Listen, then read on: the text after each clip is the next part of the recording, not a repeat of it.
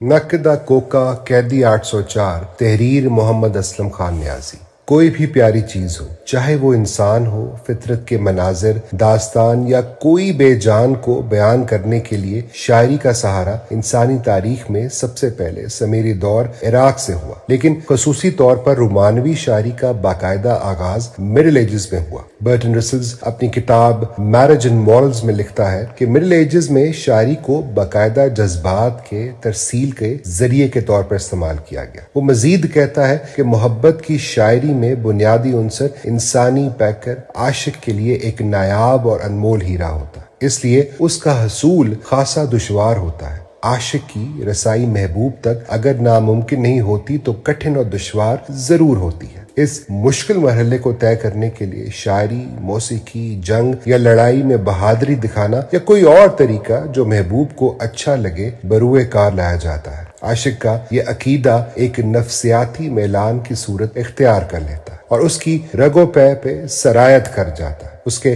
बरअक्स आशिक को महबूब के हसूल में कोई रुकावट माने ना हो तो ये सूरत हाल रोमानवी मोहब्बत को जन्म नहीं दे सकी।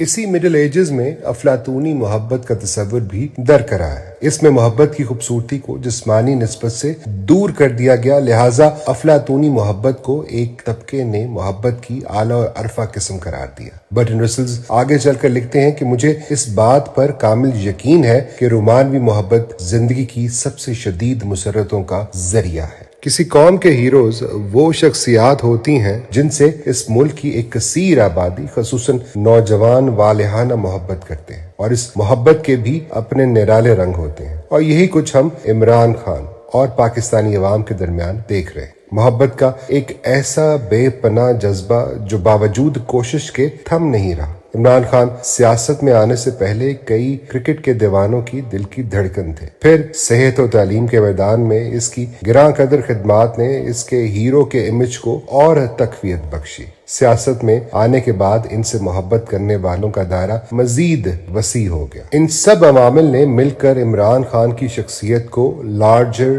देन लाइफ बना दिया, यानी इसकी शख्सियत जिंदगी से भी बढ़कर नजर आने लगी। ये सिर्फ इमरान खान के साथ नहीं हुआ, बल्कि दुनिया की तारीख में इस तरह के कई और मिसालें भी मौजूद हैं। रियासत पाकिस्तान को इस बात की समझ नहीं आ रही और रियासत के करता धरता ये समझ रहे हैं कि हमने एक सियासतदान को पाबंदे सलासल कर दिया है, जो कि एक आम सा मामला है क्योंकि माजी में भी ऐसा होता रहा है। लेकिन इस दफा रियासत ने सिर्फ सियासतदान को नहीं बल्कि कौम के हीरो को बेतुके इल्जामात में जेल में बंद कर दिया, जिसके लिए कौम की बड़ी तादाद के दिल में बेइंतहा मौजान है। रियासत पाकिस्तान के असल हाकिमों को चाहिए कि वो फ्रांस के मरहूम सदर चार्ल्स डी गॉल की नकल ही कर लें। जब जॉन पॉल सार्थे को 1960 में रियासत फ्रांस के मफादात के खिलाफ काम करने के इल्जाम में गिरफ्तार किया गया तो सदर डी गॉल ने सार्थे के रिहाई के अहकाम जारी करते हुए एक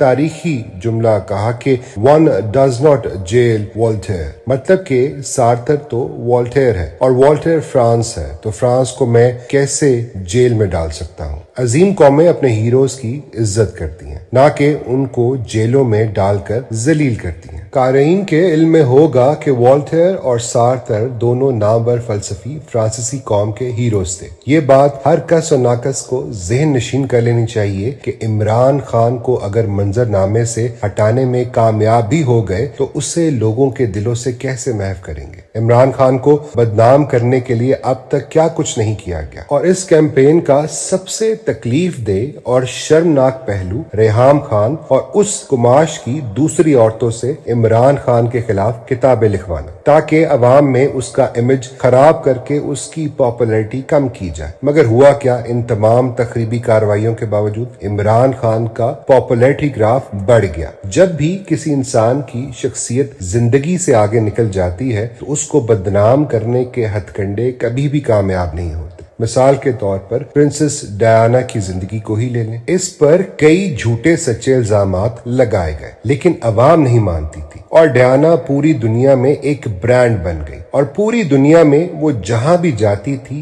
عام لوگ اس سے والہانہ عقیدت اور محبت کا اظہار باشگاف الفاظ میں کرتے۔ عمران خان بھی پاکستان کا واحد اور اکلوتا برانڈ ہے، تو اسے ضائع نہیں کرنا چاہیے بلکہ اس کی صلاحیتوں کو عظیم قومی مفاد کے لیے استعمال کرنا چاہیے۔ عمران خان ایک ایسا قصہ بن گیا ہے جو تخلیقی ذہنوں کی آبیاری ایک منفرد انداز سے کر رہا ہے، اور نقدہ کوکا اس سلسلے کی شروعات ہے۔ ملکو کا بس اتنا کہنا کافی ہو گیا کہ جیل اڈیالہ قیدی 804 ہو گئے اور عوام گانے کے پیچھے دیوانی ہو گئی۔